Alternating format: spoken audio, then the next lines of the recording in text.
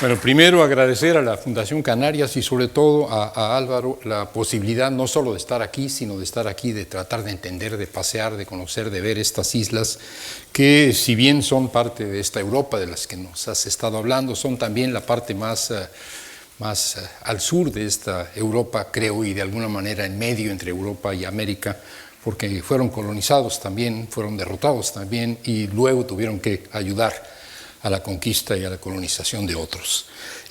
No sabía lo que iba a decir Álvaro, ahora que lo sé, tengo que aclararles algo que es todavía peor de lo que él dijo. Él dijo que yo era Carlos Méndez, no Armando Bartra, en unos años, los años 60, primeros 70, en donde hacer política progresista, hacer política contestataria, hacer política crítica, hacer política de izquierda, aunque hoy no esté de moda hablar de izquierda o no sea conveniente hablar de izquierda porque a la gente no le gusta ya este lenguaje político, pero en aquellos tiempos sí. Era peligroso, ser de izquierda era un riesgo, ser de izquierda era un peligro para el que lo era y el que lo decía y el que lo practicaba, y te amenazaba la cárcel. Pero a mí me amenazaba algo más que la cárcel, porque yo no solamente era un mexicano de izquierda, sino que era español.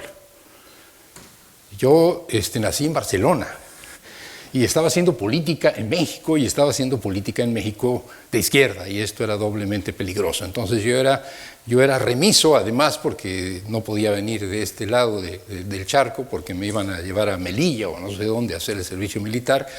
Es decir, yo era un clandestino completo, era un español que no había hecho el servicio militar, que no podía regresar, hijo de padres republicanos, y en México era un hombre de izquierda que estaba haciendo izquierda en un país donde no se podía hacer de izquierda libremente. Ahora soy no sé qué, pero soy todo esto junto, y estoy aquí y me dan ganas de tratar de transmitir algunas ideas que de ese lado del charco, del lado de las Américas, de nuestra América, que ahora decimos, a veces siguiendo la fórmula de José Martí, para incluir al Caribe, se dice. Y es sobre la utopía.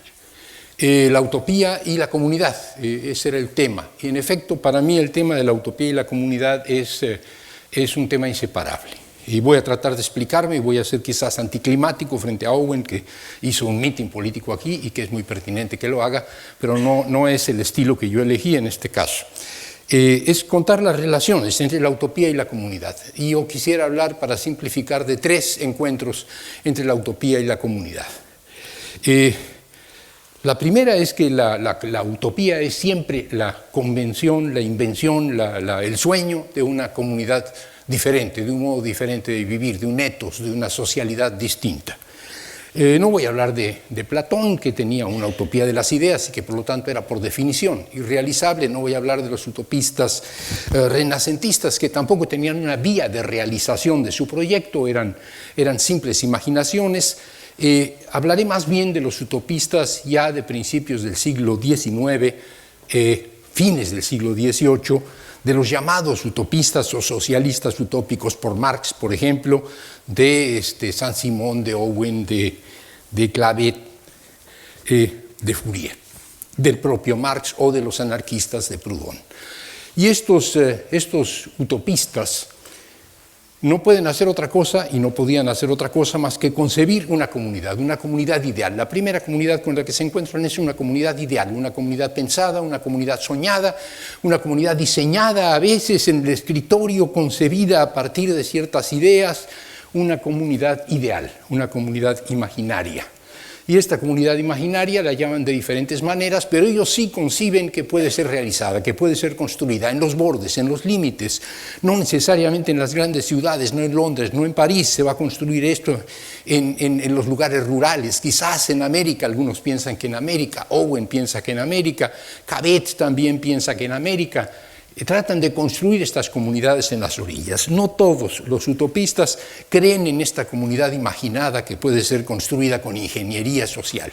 Algunos, Carlos Marx, quizás el más importante utopista de la historia de la humanidad, sin duda el más importante utopista del siglo XIX, de una buena parte del siglo XX, no le gustaban las utopías a él tampoco. Para nada, le parecían románticas, le parecían ideas vagas, le parecían ilusorias, le parecían cosas que quedaban bien para personas bien intencionadas, pero que no funcionaban en la política verdadera, porque la transformación, el cambio, había que hacerlo no construyendo pequeñas sociedades, islitas de felicidad en un mundo de ignominia, sino haciendo la gran revolución, una revolución que tenía que ser proletaria. Pero para imaginarse el futuro, el resultado de esta gran revolución, que iba a ser una revolución proletaria, tenía que pensar una comunidad, y pensó una comunidad, y tomó la palabra comunidad de los utopistas, que no les simpatizaban, particularmente de Cabet, y habló de comunismo. El comunismo era esta sociedad inventada por Marx, de la que no hablaba demasiado porque no le importaba demasiado describirla, pero que de algún modo le da un sentido positivo a su utopía. Esta es la primera comunidad en el siglo XIX, la comunidad imaginaria, la comunidad de Cabet, la comunidad de Fourier, la comunidad de Saint-Simon, con variantes, la comunidad de Marx, que era menos importante para él describirla que construirla a través de una gran revolución. Esta es la primera comunidad, es una comunidad bonita, es una comunidad guapa, es una comunidad de la que uno se puede enamorar porque uno se la imagina y se la imagina como se le da la gana.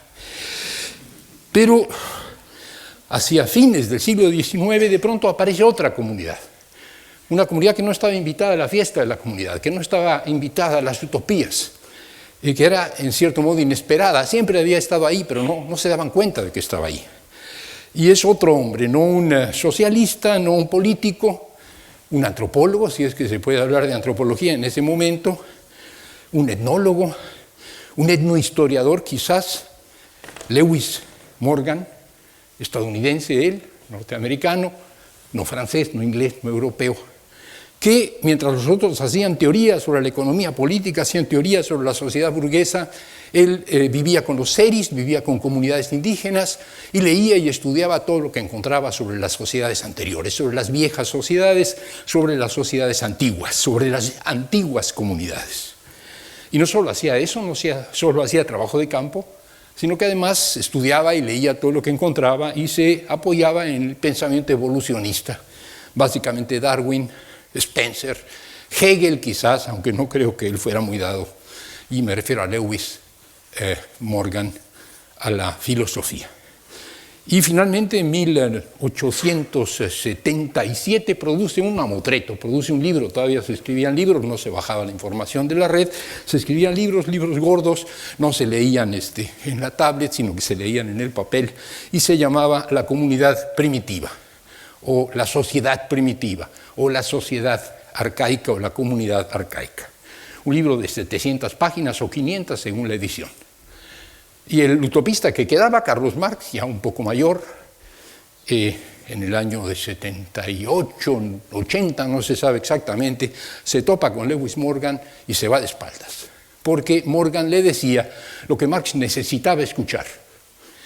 Si existió una comunidad en donde había armonía entre las personas, donde no había propiedad privada, donde no había clases sociales, donde no había conflicto, donde había de algún modo un orden de felicidad, un orden justo, un orden libre, esta sociedad originaria era la prefiguración de la sociedad comunista que estaba al final de la historia. Al principio de la historia, entonces, éramos comunitarios y éramos felices. Y al final de la historia, volveremos a ser comunitarios y volveremos a ser felices. El comunismo que yo estoy proponiendo, y lo leo en las entrañas del sistema económico a partir de la crítica de la economía política, está al final.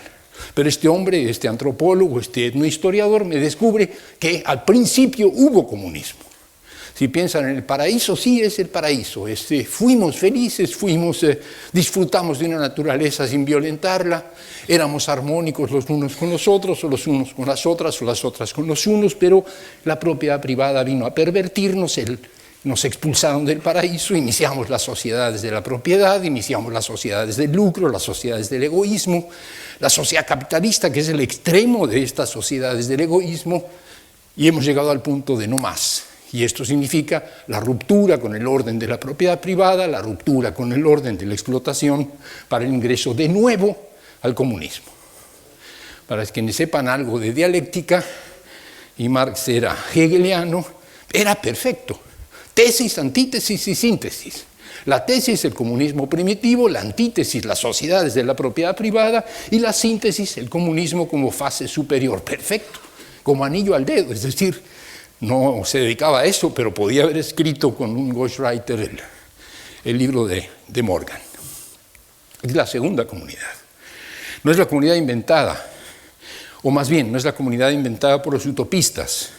No es la comunidad de Owen, de Cabet, de Saint-Simon, no es la comunidad o el comunismo de Marx, comunismo futuro, sino es una sociedad constatable empíricamente, pensaban ellos en ese momento, que existió alguna vez y que por lo tanto puede volver a aparecer, pero ahora en su forma superior. Los que sepan algo de esto sabrán que Morgan se inventó buena parte de sus conclusiones, o más bien hizo deducciones violentas que no podían sostenerse en datos empíricos, que las cosas no eran exactamente como él pensó que eran. Pero no importa.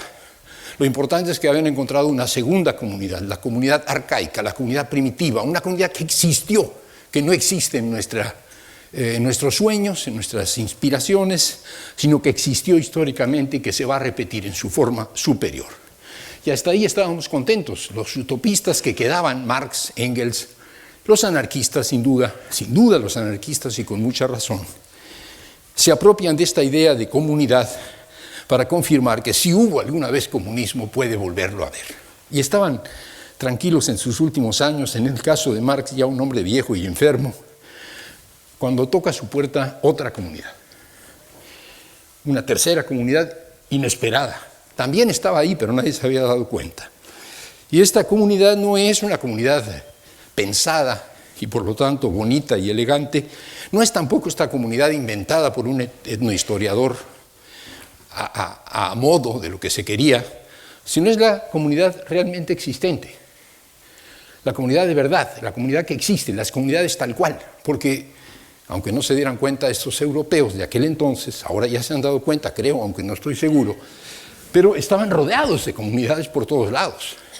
En cuanto salías de Europa hacia el oriente, te topabas con Rusia, que era un mundo de comunidades. Claro, eran bárbaros, no eran europeos, pero era un mundo de comunidades y eran un poco europeos. Eran entre Oriente y Occidente, pero bueno, eran más Oriente que Occidente y eran más primitivos que modernos. Pero eran un mundo de comunidades, eran una gran estepa de campesinos viviendo en pueblos, en el Mir, el Mujik. Eso era Rusia. No digamos África, no digamos América, no digamos la mayor parte de Asia. Dejémoslo en Rusia, que es por donde llega la nueva comunidad.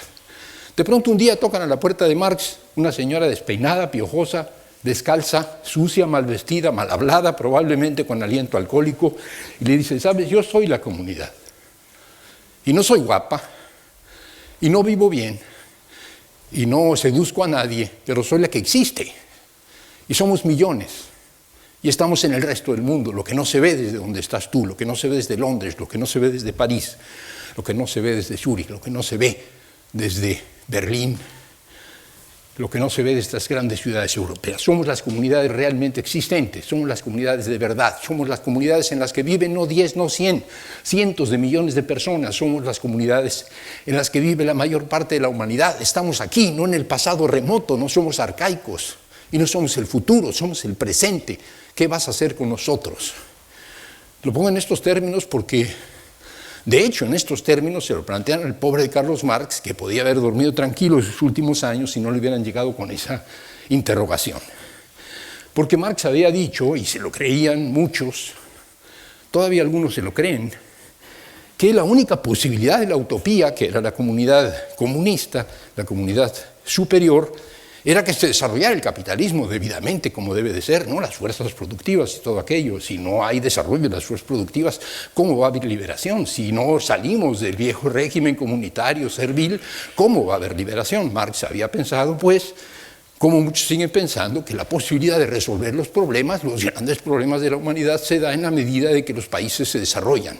Si los países no se desarrollan, los problemas no se pueden resolver porque estamos en la pobreza, condenados a ella.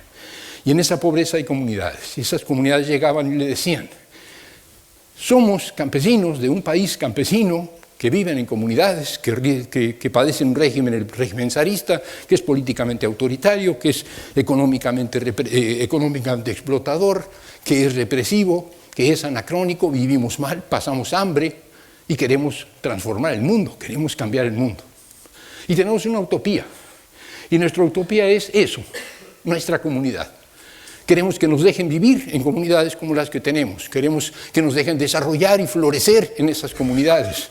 Que no nos quiten lo poco que tenemos, que nos devuelvan la tierra que nos han robado, que no nos despoticen los zares, que nos reconozcan. No queremos mucho más, queremos simplemente lo que tenemos, pero desarrollado con mayor plenitud. ¿Nos da usted permiso? Pareciera que no tenían por qué preguntarlo. Sí tenían por qué preguntarlo, porque resulta que las ideas de los socialistas marxistas, la utopía del marxismo había llegado a todas partes, también a Rusia, claro.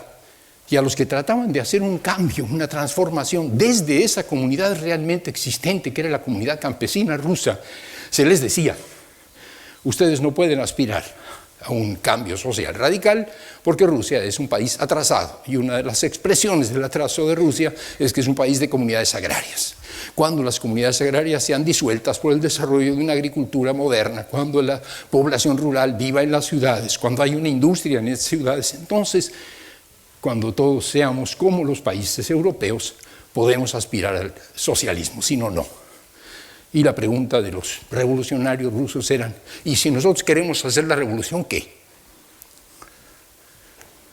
Y Marx se tardó semanas en contestar la carta. La señora se llamaba Vera Zasulich, por ahí la traigo, pero no se las voy a leer.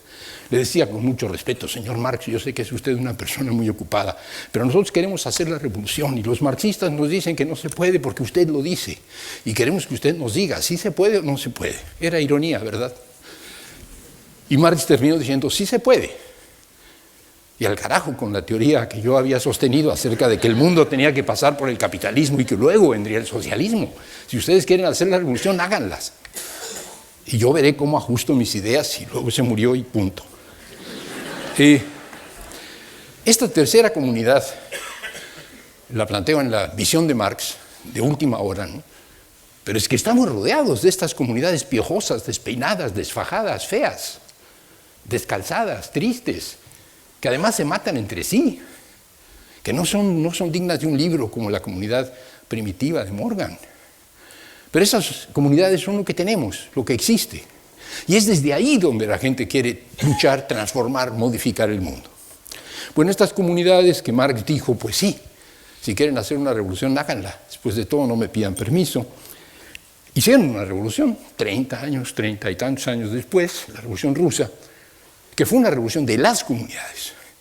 Les habrán vendido la idea, que es el mito de los comunistas, de que la hicieron los bolcheviques encabezando un partido del proletariado. La hicieron los campesinos rusos, que eran la enorme mayoría de la población.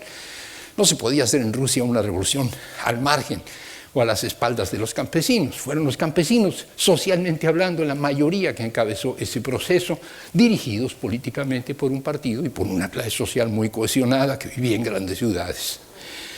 Las grandes revoluciones del siglo XX son todas revoluciones realizadas por campesinos desde esas comunidades astrosas, despeinadas, piojosas, que habían llegado al final de la vida, al último gran utopista del XIX, que fue Carlos Marx. Hablé de la Revolución Rusa por modestia, pero la primera fue la Revolución Mexicana. No en 17, aunque la rusa es de 5, del 7 y luego del 17, la Revolución Mexicana es de 1910, y sí es una revolución campesina, es la primera gran revolución campesina. Campesinos de comunidades del centro, que eran comunidades indígenas, campesinos del norte, que eran campesinos mestizos, que eran campesinos rancheros, pero también comunidades, unos encabezados por Zapata, otros encabezados por Villa, 10 años, una guerra prolongada en el campo, 1 millón de muertos. La segunda gran revolución campesina. Para hablar de las revoluciones, la revolución china es indudablemente una guerra prolongada operada por campesinos, aunque hayan sido marxistas y un partido marxista el que la haya encabezado políticamente. Las grandes insurrecciones y movimientos indígenas y de liberación nacional en la India, el otro gigante demográfico, son campesinas. Como son campesinas las revoluciones después en el norte de África, pensemos en Argelia, como son campesinas las revoluciones subsaharianas también después de la Segunda Guerra Mundial. Como son campesinas las revoluciones o semi-revoluciones de América Latina, en Bolivia a mediados del siglo pasado, en Perú. El siglo XX es el siglo de las revoluciones campesinas, y las revoluciones campesinas son campesinas de base comunitaria, y que estamos en el siglo XXI. Ahora sí, las malditas comunidades ya no son más que historia y porvenir, no son más que utopía e historia. Pues no, las malditas comunidades están ahí. No en este mundo sin utopías de cómo cambiar las cosas, que es el mundo primero. Pero en el otro mundo, en el mundo segundo o el mundo tercero, el mundo de la periferia, el mundo de las orillas, el mundo en el que yo vivo, esta nuestra América, pero también creo que África, pero también creo que Asia, es un lugar donde todavía necesitamos utopías, no en el sentido de ilusiones, no en el sentido de sueños, utopías en el sentido de creer que se puede vivir de otra manera. No solo que se pueden mejorar las cosas en el mundo en que ya vivimos, eso sí es importante, y aquí es muy importante en Europa. Si se tenían derechos sociales de un Estado con compromiso social y se han perdido, hay que tratar de restablecerlos, sobre eso no me queda duda, pero nosotros no los teníamos, nunca los tuvimos. Entonces, yo creo que en nuestro continente la utopía vuelve a aparecer y la utopía tiene una base comunitaria. Y voy a ir terminando para cerrar con algo que se acerque a los retos del presente. Los primeros 3 lustros del siglo XXI, del tercer milenio, fueron para América Latina tiempos de cambio. Veníamos de situaciones desesperadas, dictaduras, crisis económica, deterioro, lo que, aunque no nos guste la palabra, pero se volvió un cliché, el neoliberalismo, el capitalismo canalla, desatado, el capitalismo salvaje, dicen algunos. No sé por qué le dicen salvajes, salvajes somos nosotros. Pero bueno, o no. También aquí los canarios eran salvajes en algún momento, ¿no? Nosotros lo seguimos siendo. Pero bueno, ese capitalismo canalla, ese capitalismo bárbaro, bárbaros, también somos bárbaros, ¿no? Bueno, no sé cómo llamarle, canalla sirve bien. Habíamos padecido ese capitalismo. Y de pronto empiezan a haber gobiernos elegidos por las izquierdas. Dentro de la opción hay una derecha y una izquierda, la gente vota por la izquierda porque la izquierda es la que le ofrece el cambio, tangible, concreto. El cambio en el que puede pensar, el que puede imaginar. Y tenemos a un hombre que había sido un golpista de izquierda, Chávez, que había fracasado por fortuna como golpista militar de izquierda, pero que gana una elección. Y gana una, y gana otra, y gana otra. Es decir, son revoluciones que se apoyan en movimientos sociales, pero que se ponen a prueba en las elecciones. Le piden a los ciudadanos que voten. Son revoluciones nuevas. Si no le queremos llamar revolución porque no hay muchos muertos, no le llamemos revolución, pero son revoluciones. Lo que sucede es que son revoluciones de movimientos y de comicios combinadas.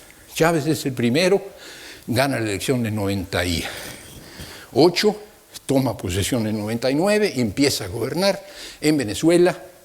Después tendremos a Lula, que finalmente, después de varios intentos, también por la vía electoral, logra acceder al poder. Él viene del movimiento obrero, él es un obrero minero metalúrgico de origen, pero trabaja dentro de un partido, el Partido de los Trabajadores.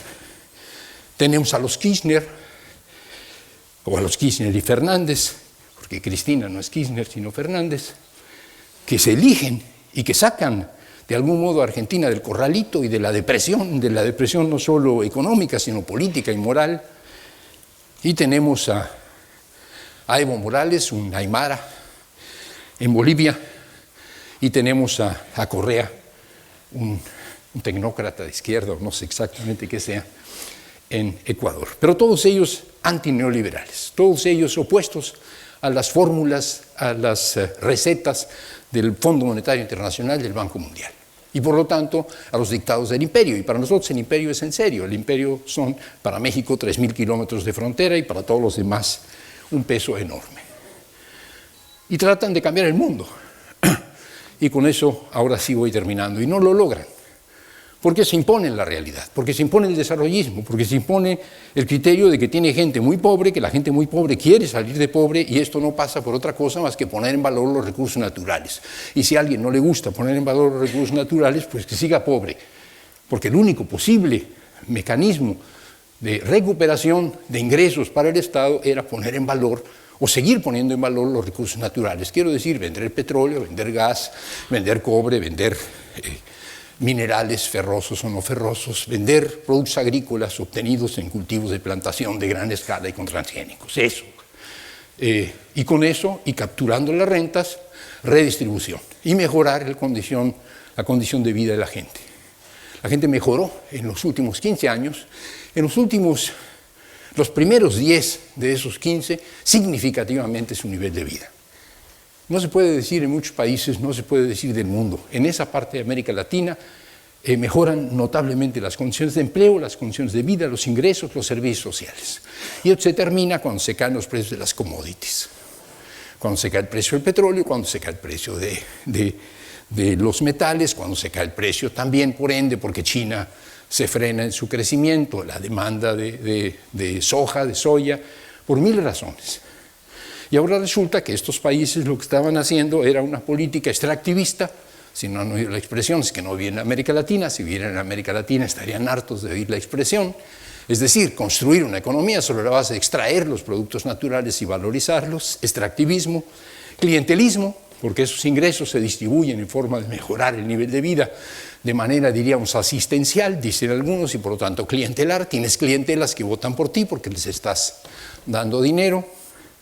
Y bueno, finalmente reprimarización, porque las economías se te van hacia el sector primario, porque es de donde sacas la plata, es decir, minería, agricultura. Y es una maldición. ¿Y qué proponemos a cambio? Y la propuesta, y no sé si va a funcionar, una vez más viene de la comunidad.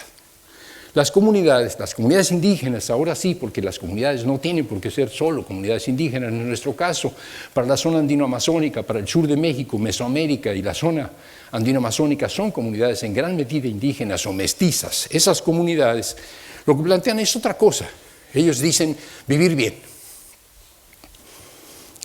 Ni siquiera en México la gente se la cree demasiado. Vivir bien, ¿qué es esto? Vivir bien es sumacausay en quechua, es sumacamaña en aymara, y le puede uno encontrar traducciones en diferentes lenguas de pueblos originarios, pero es simplemente no comprarse la idea de que toda transformación significa crecimiento económico a toda costa, que el progreso no necesariamente es acumulación de capital, que esto no es inevitable y que se puede vivir bien, lo que llamaríamos en otros sitios el bienestar, lo que han aspirado todas las comunidades, todos los campesinos del mundo, incluyendo a los ciudadanos de los países modernos, que el bienestar no necesariamente va acompañado del modelo progresista, desarrollista, que es el que nos han vendido. Y si no es así, entonces, ¿qué es? Y a la pregunta, la respuesta es habitualmente, bueno, buen vivir es armonía, buen vivir es equilibrio con la naturaleza, buen vivir es solidaridad, buen vivir es fraternidad, buen vivir es plenitud, buen vivir es espiritualidad. Es decir, vaguedades, ¿no? Suena bien.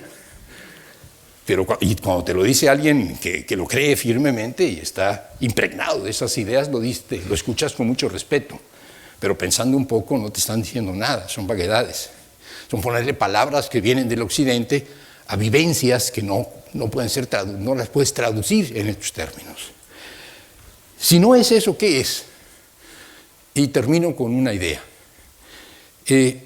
Las comunidades que yo conozco, las comunidades mesoamericanas, las comunidades del norte de la parte sur del continente, las de la zona andino-amazónica, que son comunidades en alguna proporción indígenas, todas ellas son comunidades que tienen algún modo de relacionarse con la naturaleza.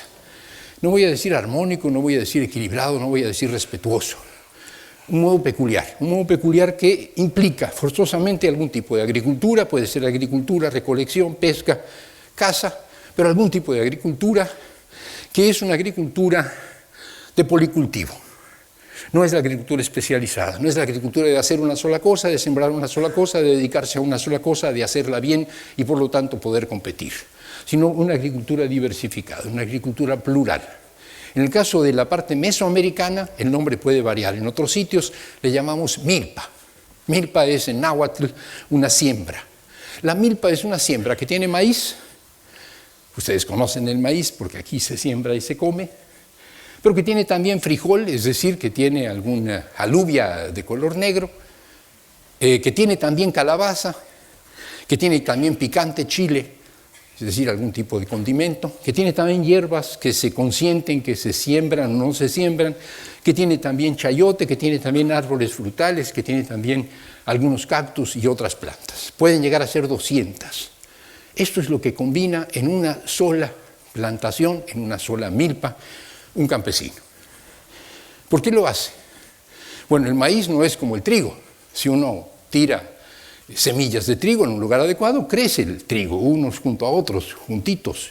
Es un monocultivo natural. Pero el maíz tiene separación entre una planta y otra. El maíz se siembra como en un jardín. Se siembra semilla por semilla, o 2 o 3 para ver cuál pega. 40 centímetros de distancia, 30, 50. Entonces hay mucho espacio, porque necesita espacio, porque tiene hojas. Tiene un alto rendimiento, pero no tiene una alta densidad. Y esos vacíos se llenan. Somos sociedades barrocas.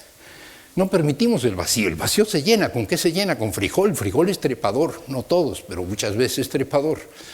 Y entonces el frijol se apoya en el maíz y busca el sol. Ya tenemos maíz y frijol, pero todavía caben más cosas. Por ejemplo, calabaza. La calabaza tiene muchas virtudes, además de que sabe bien, pero sobre todo tiene unas hojas muy grandes, y estas hojas grandes cubren el suelo.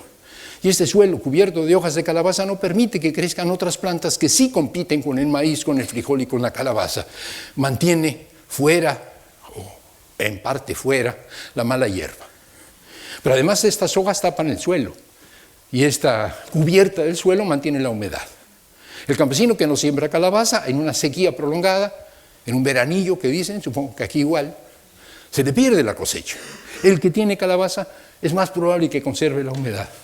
Pero además tienen plantas de chile. El chile, entre otras cosas, no solamente nos pica cuando lo ponemos en un condimento, el chile desalienta ciertas plagas.